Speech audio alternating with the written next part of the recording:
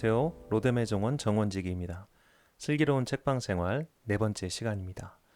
오늘 리뷰할 책은 현재 베스트셀러인 유명 가수 박진영 씨가 쓴 자서전 무엇을 위해 살죠입니다. 저는 기독교 서적, 신앙 서적만 리뷰를 합니다. 이 책은 현재 일반 서점에서 판매되는 일반 서적입니다. 그리고 내용을 보면 완전히 신앙 서적입니다. 이 책은 박진영 씨의 신앙 고백입니다. 간증서적이죠. 정말 오랜만에 간증서적을 읽었습니다. 고전부터 현재까지 간증서적의 구성은 대략 이렇습니다.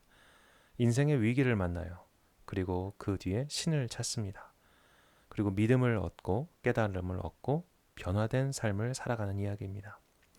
본인의 간증이든 훗날 누군가가 쓴 신앙 위인의 자서전이든 구성은 큰 틀에서 대동소이합니다.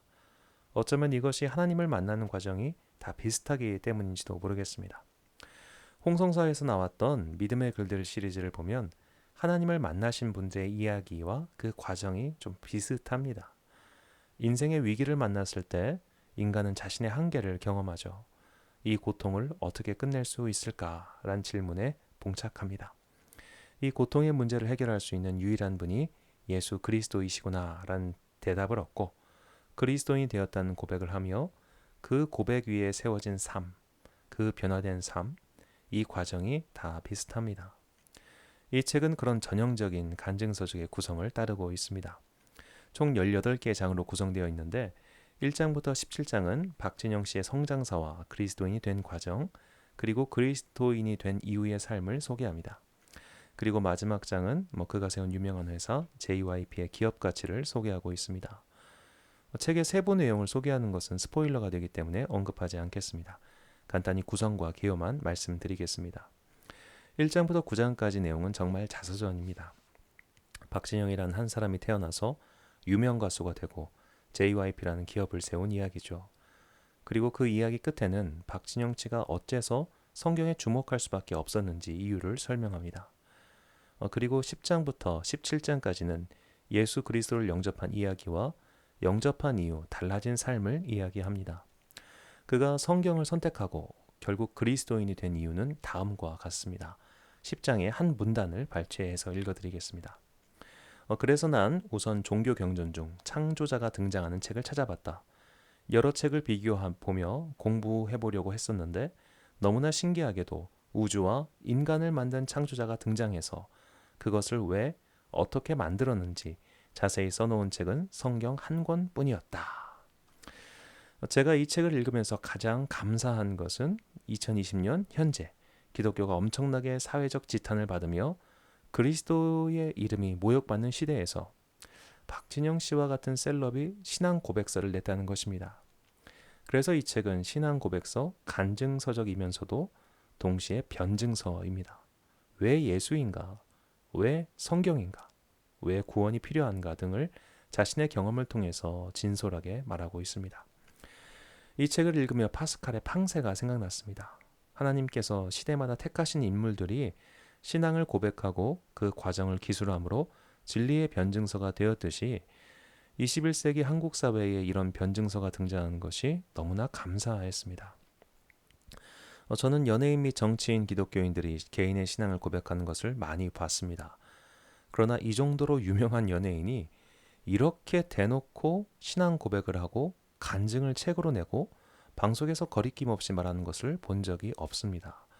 그래서 이 책이 더 귀하고 감사할 따름입니다. 아직도 포털에서 박진영이라는 이름을 검색하면 구원파라는 꼬리표가 따라옵니다. 방송에서도 밝혔고 이 책에서도 나오지만 그는 구원파와 아무 상관이 없다고 합니다. 오히려 이분을 구분한다면 무교회주의자라고 할 수 있습니다. 무교회주의. 교회의 정치 구조에 따라 좌파와 우파를 나눈다면 우파의 끝에 있는 게 가톨릭입니다. 그리고 왼쪽의 끝에 있는 게 무교회주의죠. 이 표를 흥미로우시다면 좀 보시면 좋겠습니다. 그러니까 교회의 정치 구조 보수적이냐 아니면 진보적이냐, 이 보수와 진보를 나누는 기준은 수직적이냐 수평적이냐예요. 즉 사제와 그리고 성도의 관계가 수직적인 관계라면 보수적인 것이고 수평적이 되면 될수록 진보적이라고 할 수 있습니다. 가톨릭은 아예 하이어라키 구조라고 하죠. 교황부터 시작해서 원래는 이제 교종이라는 게 더 정확한 단어의 표현인데 그런 교종부터 시작해서 일반 성도까지 쭉 수직적인 구조가 돼 있고 루터교는 기본적으로 그 구조 그리고 예배의 형식 그런 거를 가톨릭과 차이를 두지 않았습니다. 화채설 빼곤 다른 게 없어요. 그리고 이제 성공회 역시 사제가 결혼하는 것 외에는 거의 똑같습니다. 그리고 성공회 사제였던 존 웨슬리가 시작한 감리교회도 기본적으로 성공회와 비슷합니다. 그리고 역시 존 웨슬리의 신학의 기치를 따르는 성결교단 역시 이것과 비슷하고요. 그에 비하면 장로교부터는 사실 장로교는 굉장히 교회 조직적으로 봤을 땐 좌파입니다. 장로교회는 장로라고 하는 성도의 대표에 의해서 교회가 운영되는 민주주의 제도이기 때문이죠. 그리고 침례교는 원래 침례교회는 굳이 사제 집단이 없어도 됩니다. 침례교는 침례교인들, 그 교회 공동체가 대표로 인정하는 사람이 사제예요. 원래 그게 침례교회 전통인데 우리나라는 조금 침례교회가 그런 면에서는 굉장히 좀 보수적이다라고 볼 수 있습니다. 일단 무교회주의라고 하면 되게 뭐 단어 때문에 좀 불온한 사상이라고 생각할 수도 있겠는데 오히려 성경의 가장 높은 권위를 부여한 신앙 공동체라고 볼 수 있습니다. 사전적 정의는 다음과 같습니다. 우찌무라 간조의 주장을 수용하여 개신교 내에서 교회 제도나 의식을 부정하고 성서와 오직 신앙 등을 강조하는 신앙운동. 무교회주의는 교회의 건물은 물론 성직자의 자격도 성찬 등의 의례도 기독교의 불가결한 것이 아니라고 본다. 중요한 것은 신 앞에 단독자로 서서 그를 직접 체험하고 신앙을 생활화하는 것이라고 보았다. 라고 정의를 하고 있습니다. 침례교회는 제세례파 전통 위에 서 있다고 볼 수 있습니다. 제세례파와 침례교회는 둘 다 유아 세례를 인정하지 않는 것이죠. 그리고 사제의 권위가 아니라 성경 해석은 모두에게 열려 있으므로 공동체가 그를 목회자, 설교자로 인정하면 그가 그 교회의 목사가 되는 것이 침례교회의 본래 저 모습입니다. 그런 면에서 우리나라 침례교회는 진짜 보수적인 교단이죠. 미국의 유명한 목회자이고 우리나라에서 베스트셀러 작가로도 유명한 조엘 오스틴 같은 사람이 교회 구조상 왼쪽의 목회자입니다. 그는 신학교를 졸업하지 않았습니다. 그냥 아버지 교회를 물려받아서 그 교회의 공동체가 인정한 목회자입니다. 교단의 권위가 강할수록 우파라고 볼 수 있죠. 교단의 권위가 강하다는 건 목사 또는 사제의 권위가 강하다는 것입니다. 그럼 우파입니다. 아까 말씀드렸지만 그런 의미에서 장로교회는 좌파이죠. 왜냐하면 목사 또한 장로이기 때문입니다. 헌법에 명시되어 있죠. 목사는 성례전을 집전하며 설교하는 장로를 목사라고 하고 성도 중 장로란 교인의 대표이며 치리하는 자를 장로라고 부릅니다. 장로교회는 그래서 민주주의 교단입니다. 장로교회 목사가 민주주의를 부정하고 신본주의를 운운하는 것은 자기 교단의 신학도 제대로 모른다는 것을 보여줄 뿐입니다. 이에 비하면 감리교회는 보수적이죠. 왼쪽에 있는 게 영국 감리교회, 정확히 영국 성공회 사제단 모습입니다. 아까 말씀드렸지만 웨슬리가 영국 성공회 사제였어요. 일단 감리교회 신학은 원래 장로가 없습니다. 평신도가 교회 운영에 관여하는 것도 원래는 없습니다. 감리교회 뿌리는 성공회고 성공회는 가톨릭 교회의 구조를 거의 따라가기 때문이죠. 우리나라 교단이 이렇게 개신교의 교단별 특징을 따르지 않는 것은 일제치하의 모든 교단이 하나로 통합되었기 때문입니다. 그래서 순복음이든 장로교회든 침례교회든 감리교회든 본인 교단의 신학적 특색과 맞지도 않는 장로라는 직제를 받아들인 것이죠. 개신교회의 가장 큰 특징은 가톨릭과 다른 성경 해석의 자유입니다. 되게 중요한 말인데 나중에 그 책을 한번 또 리뷰를 할 겁니다. 그러다 보니 자연스럽게 엄청나게 많은 교단, 교파가 생겨납니다. 이것을 모른 채 한국 개신교회에 많은 교단이 있는 것을 비난해선 안 됩니다. 개신교 신학은 다양성의 존중이에요. 그 다양성이 명확한 이단이나 사이비가 아닌 이상 개신교의 신학은 그 문을 열어놓아야 하고 또 열어놓을 수밖에 없습니다. 성경 해석의 문을 자유롭게 열어놓았으니까요.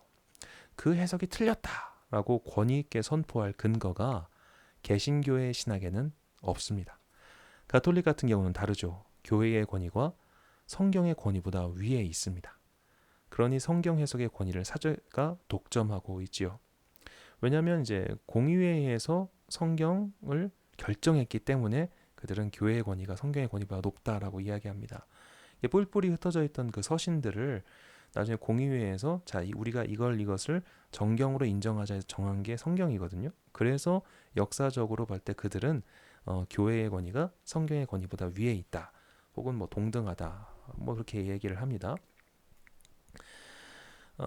자 이제 성경 해석의 권위는 가톨릭 독점하고 있다고 말씀드렸죠. 결국 루터의 개혁은 성경을 교회의 권위 위에 둔 것이고 이것은 필연적으로 해석의 다양성을 낳을 수밖에 없습니다. 저는 이것이 이 시대를 위한 하나님의 자비이며 선물이라고 믿습니다. 누구나 자신과 맞는 교회를 선택할 자유가 있습니다. 이것이 종교의 자유죠. 이 자유를 얻기 위해서 개신교의 선조들은 목숨을 걸고 싸우는 것입니다.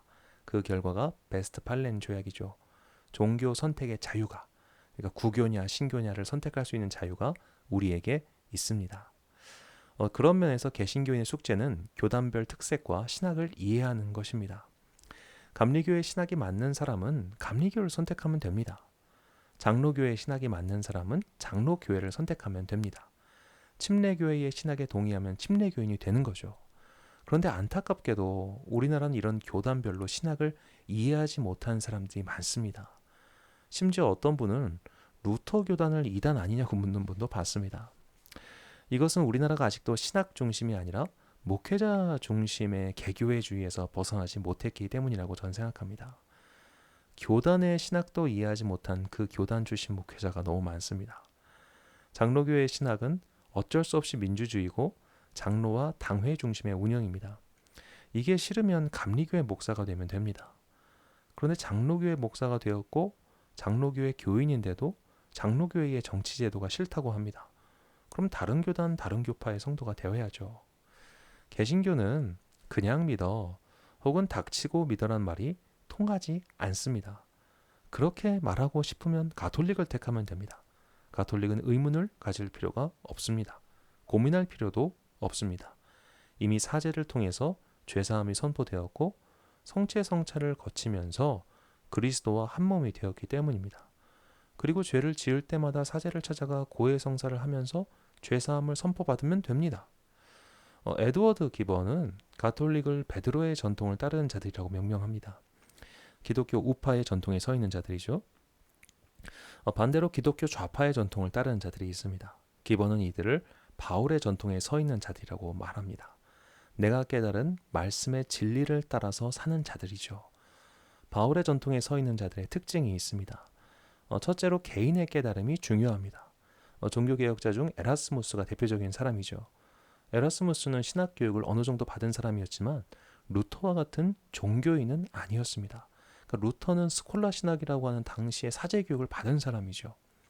오늘날로 치면 에라스무스는 일종의 평신도 신학자라고 할 수 있습니다. 그는 성경을 연구했고 연구하면서 가톨릭의 교조적인 가르침이 아닌 성경 속의 진리를 통해 믿음을 깨달은 사람입니다. 그냥 믿어가 아니라 내가 연구하고 생각하고 오랜 기간 동안 걸려서 깨달은 사람이죠.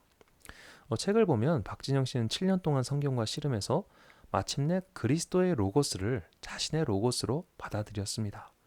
로고스는 이론, 체계, 시스템이란 뜻이죠. 그러니까 그 모든 그리스도인은 나의 문법, 나의 이론, 나의 체계가 그리스도의 이론, 그리스도의 체계, 그리스도의 뜻으로 바뀌는 사람입니다.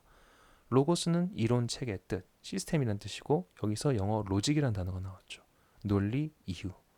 이렇게 삶의 문법이 바뀌는 거예요. 자, 그렇기 때문에 이렇게 문법이 바뀌면 성경을 가장 위에 두게 됩니다. 성경 제일주의죠. 교단의 권위, 목사의 권위, 그런 것보다 성경의 권위가 제일 높아요. 당신이 무슨 말을 하던 어떤 행동을 강요하던 이것이 성경이 말하는 바가 아니라면 거부하는 사람들입니다. 그래서 이런 자들 중에 순교자가 많습니다. 자, 교회는 교단과 같은 조직의 단점과 한계는 정치적인 행동이나 판단을 할 때가 많다는 겁니다. 우리나라 장로교단이 신사참배를 용인한 게 대표적이라고 할 수 있죠. 교회 역사엔 참 이런 일들이 많이 있습니다. 사실 안타깝지만. 그러나 이제 말씀 중심의 사람들은 말씀이 제일 중요하기 때문에 교회가 혹은 교단이 옳지 못한 결정을 할 때에도 말씀에 근거하여 기꺼이 목숨을 던지는 자들이 많습니다. 이것이 성경 제일주의자들의 행동이죠. 그들은 나의 로고스가 바뀌고 그래서 진짜 그리스도인이 되었다고 생각하는 사람들입니다. 저는 한국교회 이런 분들이 더 많이 나와야 된다고 생각합니다. 성경 공부는 많은데 성경주의자를 만들어내지 못합니다. 로고스가 변하지 않았기 때문이죠. 내 로직이 변하지 않았기 때문이죠. 그러니 다른 문법이 내재화되지 못하고 다른 문법에 따른 삶이 나오지 않는 겁니다. 그런데 이 로고스는 공부한다고 되지 않습니다. 이 로고스는 내가 성경을 열심히 연구한다고 생기는 게 아닙니다. 하나님의 선물이죠. 아까 말씀드렸지만 박진영 씨가 7년 동안 열심히 공부해서 그걸 얻은 게 아니라 안 얻어지니까 계속 보다가 어느 순간 얻게 된 거예요. 믿음의 선물입니다. 그래서 바울의 전통에 서 있는 자는 마지막으로 어떤 사람이 될 수밖에 없냐면 성령주의자가 될 수밖에 없습니다. 믿음을 선물로 주시는 성령님의 권능에 의지하는 자들 말이죠. 이 성령님께서 사람을 회개하게 하시고 깨닫게 하시고 믿음으로 의롭게 하시는 선물을 주십니다. 루터 이후 개신교회는 이런 성령주의자들, 성령님께서 주시는 회개와 믿음을 선물로 받은 자들에 의해서 새 생명을 얻게 되었고 지금까지 그런 교단, 교파, 교회가 부흥하고 있습니다. 박진영 씨는 이렇게 새 생명을 얻은 후 완전히 다른 사람이 되었고 지인들과 함께 성경을 공부하면서 자연스럽게 교회를 이루게 되었습니다. 앞서도 말씀드렸지만 박진영 씨는 기독교의 계보로 치면 왼쪽에 있습니다. 무교회주의자라고 말씀드렸죠. 우리는 우파, 좌파라고 하면 자꾸 북한이랑 연결시켜 생각하는 경향이 있는데 이건 그냥 조직의 구성에 있어서 보수적이냐 진보적이냐 그 차이에 불과합니다. 옳고 그름의 문제가 결코 아닙니다. 책에 나온 교회의 과정을 소개하면 이렇습니다. 보통 사회적으로 공인된 목사님이 있고 사회에서 인정받는 종파 속에 있으면 참교회라고 생각하지만 참교회는 하나님이 만드시고 하나님이 이끌어 가시기에 인간의 제도로 규정할 수 있는 것이 아니라 하나님의 역사로 규정되는 것이다. 물론 그 역사는 사람들이 거듭나는 일이다. 두 번째입니다. 복음과 자연스럽게 연결되어 나타나는 의식이 침례이기에 침례를 언제 어떻게 주는지도 참교회를 구별할 수 있게 해주는 좋은 기준 중에 하나이다. 그렇게 해서 이 박진영 씨와 그와 함께 이제 하는 신앙 공동체 분들은 퍼스트 플레이, 첫 열매라는 제목의 어떤 교회를 설립하신 것 같아요. 설립이라는 표현보다 그렇게 모여서 예배를 드린다. 예배라는 표현보다 거의 성경 공부겠지요. 그렇게 모이고 있습니다. 이 신앙 공동체의 운영 방침이 이랬습니다. 가르치는 사람을 포함해 교회에서 일을 하는 모든 사람은 일체의 대가를 받지 않는다. 교회에 모인 돈을 공동 경비에만 사용하고 이를 관리하는 회계 2인을 6개월마다 새로 선정한다. 운영비 사용 내역을 언제든 열람할 수 있게 하고 1년에 한 번 외부 감사를 받는다. 운영비는 온라인으로 자율적으로 내며 익명을 원칙으로 한다. 자, 여기서 이제 확실히 알 수 있죠. 박진영 씨의 교회는 전담 사역자가 없습니다. 평신도 교회죠. 이게 무교회주의자들의 모임 특징입니다. 모두가 같은 성도이고 설교가 없어요. 서로 한 주간 동안 읽고 깨달은 믿음 생활을 나누며 교제합니다. 제 대학교 선배님도 이런 교회를 개척하셨습니다. 이게 무슨 이단도 아니고 박진영 씨가 기독교 역사 동안 전혀 없었던 것을 시작한 것도 아닙니다. 제가 이 부분을 이렇게 강조하는 것은 괜한 사람들이 저자와 이 저자가 속한 교회 공동체를 비난할 게 뻔하기 때문입니다. 예전에 읽은 기사입니다. 그 문해력이라는 말이 있어요. 리터러시. 문장을 이해하는 정도를 뜻합니다. 우리나라는 세종대왕님 덕분에 문맹률은 극히 낮습니다. 아마 세계에서 가장 낮을 겁니다. 그러나 문장을 이해하는 문해력은 그렇지 못합니다. 이게 OECD 2001년도 조사에서는 문해력이 38% 최저 수준이라고 얘기를 하는데 이게 조금씩 나아지고 있긴 해요. 2004년도에 한국교육개발원이 발표한 자료에 보면 생활 정보가 담긴 각종 문서에 매우 취약한 비율이 성인 38%이고 일상적인 문서를 겨우 해석할 수 있으나 새로운 직업, 기술에 필요한 정보를 얻기는 어려운 비율이 37.8%. 3단계 선진사회의 복잡한 일상에 대처할 수 있는 최소한의 문서 독해 24.2%. 그러니까 우리나라 16년 전 기준입니다. 그 기준으로 우리나라 성인의 75%는 10명 중 거의 8명 혹은 7명은 신문 사설의 내용을 정확하게 이해하지 못한다는 겁니다.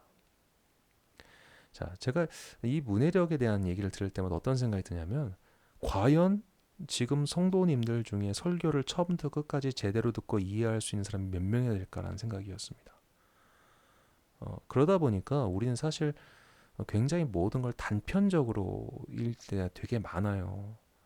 어떤 개인이 한 책을 정말 길게 쓰고 많은 이야기를 했는데 그 중에 하나만 딱 집어가지고 제 이상해, 제 별로야, 이렇게 하는 게 정말 많다는 겁니다.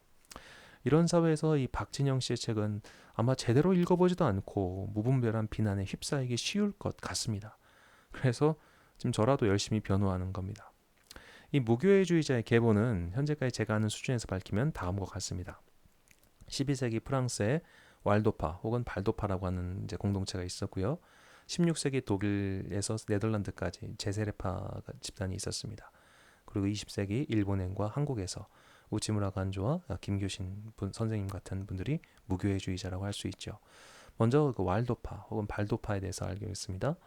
이 설립은 페트루스 발데스라고 하는 이제 프랑스 남부 리옹 출신의 부유한 상인에게서 시작됐습니다. 이 발데스의 이름을 따서 발도파라고 하기도 하고 이거를 이제 왈도파라고 읽기도 하더라고요. 그러니까 어느 책이냐에 따라서 이게 죄송합니다. 어느 책이냐에 따라서 이 표기를 좀 다르게 해놨습니다. 자, 이 발도파는 이제 1176년에 빈민을 위한 무료 급식회를 조직하면서 시작됐다고 해요.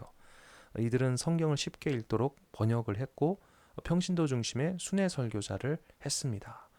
자, 그러다 보니까 당연히 그 당시에 이단으로 규정돼서 엄청나게 박해받았습니다. 이 발도파 공동체의 특징은 다음과 같습니다. 개인의 성경 연구의 이해를 높였습니다. 그리고 회개를 강조하고요. 평신도 설교자를 통한 복음의 확산을 이제 했습니다. 자발적 빈곤과 같은 개인적 무소유의 삶을 살았고요. 성자 숭배, 연옥, 면죄부, 맹세 등을 전부 거절했습니다. 모든 교회의 규정을 거절했고요. 세속적 재파권에 대한 것도 거절했습니다. 그래서 이 왈도파의 신앙을 루터도 굉장히 어떻게 보면 높게 평가하고 그들이 종교개혁의 선배, 선조격이다라는 이야기도 많이 합니다. 이들의 삶을 보고 큰 감동을 받았던 스페인 출신의 한 사제가 있습니다. 도밍고 데 구스만이라고 하는 사람인데요. 이 사람이 발도파 신앙 공동체의 자발적 가난의 삶에 깊은 감명을 받아서 이 구걸, 탁발이라고 하는데 탁발과 순회 설교자의 수도회를 설립하는데 이것이 그 유명한 도미니크 수도회입니다. 자, 이렇게 해서 이제 왈도파의 신앙에 대해서 간단히 말씀을 드리고요. 자, 그다음에 이제 이 왈도파 이후 무교회주의자의 계보는 제세례파가 이해갑니다. 제세례, 세례를 다시 받았다는 거죠. 이들이 세례를 다시 받은 이유는 유아 세례를 인정하지 않기 때문입니다. 유아 세례를 인정하지 않는 이유는 첫째로 유아 세례의 성경적인 근거가 빈약하다는 게 첫 번째 이유고요. 그들이 생각할 때 세례는 개인이 믿음의 고백을 확실히 한 이후에 시행되어야 하는데 아기 때는 그걸 할 수가 없지 않느냐 해가지고 유아 세례를 거부하고 또 세례를 받은 겁니다. 그래서 아나베프티스트라고 하지요. 자, 근데 이들은 엄청나게 핍박받았습니다. 루터, 깔벤 같은 개혁자들도 제세례파는 핍박했습니다. 왜냐하면 이제 제세례파가 크게 이제 급진주의자와 평화주의자로 극명하게 갈리는데 네덜란드 쪽은 평화주의자 그룹이었던 반면 독일과 스위스는 이 급진주의자들, 이게 천년 왕국설을 믿는 사람들이어서 자신들이 전쟁을 일으켜서 이 땅에 천년 왕국을 빨리 다리고 와야 된다는 좀 시한부 종말론자들이 있었어요. 그래서 그들이 핍박을 많이 받았습니다. 좋은 기억도 있고 나쁜 기억도 있지만 제세례파의 한 가지 특징을 보자면 이렇습니다. 종교와 국가의 분리를 강하게 주장하고요. 이게 왜 주장하냐면 그 당시 종교, 그러니까 교회와 국가는 거의 같은 급이었기 때문입니다. 그러니까 이 종교개혁이 일어날 당시에 교회는 국가의 기관이었다고 생각하셔도 큰 문제가 없습니다. 평등과 사랑의 실천을 통한 제자들을 꿈꿨고요. 유아세례 반당이 제일 중요하고요. 그리고 거룩한 삶과 형제의 실천, 그리고 믿음을 통한 구원을 강조했습니다. 마지막으로 소개할 무교회주의자는 일본의 신학자인 우치무라 간조 선생입니다. 간조 선생은 일제의 조선 침공이나 혹은 태평양 전쟁을 적극적으로 반대하지 않았다고 해서 비난하는 사람도 있는데, 그는 일본 천황의 절대 권력 상징인 교육 치거를 봉독식 때 예를 갖추지 않았다는 이유로 소위 존황파에게 테러를 당해 아내와 자식이 죽었습니다. 그리고 자신의 직장을 잃기도 했죠. 오늘 사는 우리가 이 과거의 인물을 함부로 평가해서는 안 됩니다. 안 살아봤잖아요. 그는 17세에 이제 기독교를 개종했고, 이 친구들과 함께 기도 모임, 친한 공동체 모임을 꾸렸었는데, 그게 그 안에서 굉장히 좋은 기억으로 남아있던 것으로 보입니다. 이렇게 해서 그의 어떤 신앙의 색깔, 모습을 무교회주의라고 이야기를 해요. 그 간조 선생은 이런 말을 합니다. 기독교 신앙의 유일한 근거는 성서뿐이다. 교회와 그 관습은 기독교를 담아내는 껍데기다. 자, 이런 우찌무라 선생의 제자 중에 김교신 선생이 있었습니다. 신앙이 있는 곳이라면 어디든 예배당이라고 얘기를 했던 사람이죠. 이분이 이제 그 성서조선이라는 책을 발간을 해요. 함석헌 선생님과 함께. 이게 일제에 엄청나게 핍박을 받아서 바로 폐간을 해버립니다. 그러니까 예언서를 했는데 바로 폐간이 돼버려요. 그러니까 어느 다 예언자들은 다 그런 것 같습니다. 이런 무교회주의자, 유명한 함석헌 선생님, 그리고 또 다성 류영모 선생, 그리고 그 유명한 장기려 박사가 이런 무교회주의자 분들입니다. 무교회주의자들은 이제 사제가 없습니다. 스스로 읽고 말씀을 받은 바대로 살 뿐이죠. 그들에게는 권위를 이양해주는 사제가 없기 때문에 제가 하라고 해서 했어요란 핑계를 대지 못합니다. 자기가 깨닫고 자신이 받은 말씀대로 사는 겁니다. 그러니까 세상이 감당 못하는 진짜 신앙인이 만들어지는 것이죠. 이전에 읽었던 이야기입니다. 함석헌 선생님이 대학생 집회에 연사로 초청받으셨어요. 박정희 정권은 그분을 가택 연금한 상태였습니다. 담당 형사가 이분을 못 가시게 막았습니다. 그러자 선생님은 그럼 내가 가서 아무 말도 하지 않고 그냥 학생들 얼굴만 보고 오겠다라고 하셨습니다. 그러자 형사가 이렇게 말했대요. 선생님, 학생들은 선생님 얼굴만 봐도 데모합니다. 라고요. 참 제가 살아생전 뵌 적은 없는 분이지만 참 존경하는 선생님입니다. 오늘날에도 무교회주의자들의 모임이 있습니다. 김교신 선생, 함석헌 선생의 뒤를 잇는 분들이 계시죠. 작은 사무실에 모여서 성경을 공부하고 삶을 나눈 뒤 헤어집니다. 목사의 축도도 없고 예배 인도자도 없고 성례전도 없습니다. 그러나 그들은 누구보다 진지하고 엄숙하게 모이고 헤어집니다. 물론 무교회주의 모임에는 명확한 한계가 있습니다. 다음 세대 신앙 교육입니다. 저도 많은 부분에서 무교회주의의 신학에 공감하면서도 결정적으로 교회 조직과 예전이 필요한 이유를 단 한 가지만이라도 대라고 한다면 다음 세대 신앙 교육 때문에 그렇습니다. 이에 대한 좋은 예가 네스토리우스 기독교 공동체입니다. 네스토리우스 기독교 공동체는 교회의 정치 싸움에 의해 이단으로 규정되어 비잔틴 제국 밖으로 쫓겨난 네스토리우스파 기독교의 이야기예요. 네스토리우스는 마리아를 하나님의 어머니라고 호칭하지 않아서 이단으로 정죄됩니다. 이게 사실은 이제 그 안디옥 학파 그리고 알렉산드리아 학파의 어떤 이제 신학적 싸움, 그 정치 싸움이었어요.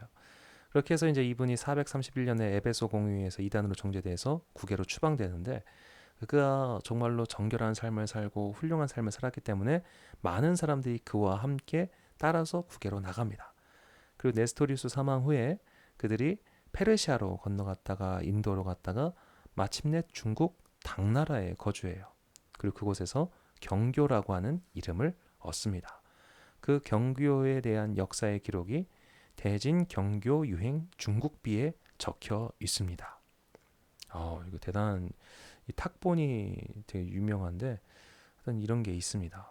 자, 네스토리우스파가 근데 결국 사라져요. 사라진 이유를 제가 예전에 어느 책에서 봤었는데, 그 책에서 이제 그 신학자분이 이런 말씀을 해요. 성경이 없다. 그리고 신앙 교육을 해줄 종교인 계급이 부재했고 다음 세대 신앙 계승에 실패했기 때문에 사라졌다고 이야기했습니다. 현대의 무교회주의도 이런 것이 어렵습니다. 꾸준하게 설교를 준비하고 말씀을 가르친다는 것이 해보면 굉장히 어렵습니다. 성경이 그토록 쉬운 책이었다면 왜 로마서 주석만 해도 도서관 한 면을 차지할 정도로 주석이 많겠어요. 이건 복음을 전하고 전도하는 것과는 좀 다른 문제입니다. 다이어트에 대한 비교해 볼게요. 이 복음 전하기와 전도하기는 마치 다이어트를 하면서 체중 감량하는 것과 비슷해요. 근데 이 유지하는 건 또 다른 문제지 않습니까? 체중이나 몸매를 유지하는 것이 바로 예배를 드리고 신앙을 붙들고 전승하는 과정이다라고 그냥 좀 조악하게 비유를 해보겠습니다. 그래서 무교회주의는 이런 좀 한계가 있는 것이죠.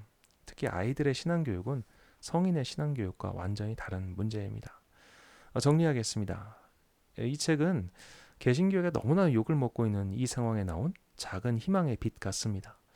아무쪼록 그 내부 총질로 귀한 인재를 썩히지 않기를 저는 간절히 바랍니다. 아마 이대로 됐으면 좋겠지만 CBS나 그 CGN TV 같은 기독교 방송에서도 박신영 씨를 초청해서 이야기를 들어보면 좋겠고, 무엇보다 온누리교회 같은 청년이 많은 교회에서 이분을 초청해서 간증을 듣는다면 이 시대에 얼마나 큰 유익이 될까 싶습니다. 물론 고개를 갸웃거릴 수 있는 문구들도 분명히 있습니다. 그런데 설령 대신학자의 글이라고 해도 까려고 하면 안 까일 구석이 없습니다. 어느 누구도 신학적으로 그리고 성경의 눈으로 볼 때 전혀 빈틈없는 완벽한 글을 쓸 수 없습니다. 어느 신학자가 이런 말을 했어요. 삼위일체를 어떻게 설명해도 이단된다고요. 성경 해석의 방법 자체가 워낙 다양하고 방대하기 때문에 그리고 기독교 신학 2000년의 역사가 그렇게 쉽지 않습니다. 명백한 이단과 사이비는 이렇게 구분할 수 있습니다. 이단은 우리만 진리라고 이야기하면 이단이고, 사이비는 내가 진리다라고 하면 사이비입니다. 자, 이렇게 말하거나 이런 뉘앙스를 풍기면 거의 100%죠. 이 책은 신앙 고백서입니다. 그리고 정말 열심히 복음 전도인으로 사는 사람의 결의에 찬 고백서입니다. 어쩌면 박진영 씨는 그 요한일서 4장 15절 말씀을 그대로 실천했는지도 모르겠어요. 누구든지 예수를 하나님의 아들이라 시인하면, 여기서 시인하다는 헬라어의 뜻은 공개적으로 선언하다입니다. 하나님이 그의 안에 거하시고 그도 하나님 안에 거하느니라. 박진영 씨는 정말로 이 책에서 담대하고 거침없이 자신이 깨달은 복음과 믿음을 선포하고 있습니다. 일반 서적으로, 더군다나 유명한 연예인이 이렇게 대놓고 신앙 고백을 하는 게 본인한테 얼마나 큰 손해겠습니까? 그걸 다 감수하고 이렇게 담대하게 선포하는 거예요. 그가 책에 이런 문구를 남겼습니다. 이렇게 죽기 전까지 한 명이라도 더 천국에 보내는 것이 내가 살아가는 이유이다. 이런 담대한 말을 정말 언제 봤는지 기억도 안 납니다. 참 대단한, 정말 제가 많은 감동을 받았고 이 감동을 많은 분들이 사서 또 느꼈으면 좋겠습니다. 이 책의 아쉬운 점 두 가지만 꼽겠습니다. 마지막으로 첫 번째로 인쇄지가 색지입니다. 그러니까 형형색색 그 장별로 성형색색이어서 굉장히 읽기가 피곤했습니다. 저처럼 색연필과 줄을 치면서 읽는 사람에게는 참 불친절한 책입니다. 둘째로 아예 기독교 출판사에서 나왔으면 어땠을까 하는 점입니다. 기독교 출판사에서 나왔어도 박진영 씨의 책이라면 일반 서적의 베스트셀러 코너를 차지했을 테니까요. 신앙 서적은 아무래도 그쪽의 전문가가 붙으면 더 잘 꾸려집니다.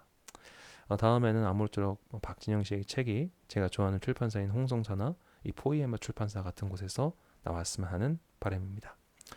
슬기로운 책방 생활 네 번째 리뷰 마쳤습니다. 시청해주신 여러분 감사합니다.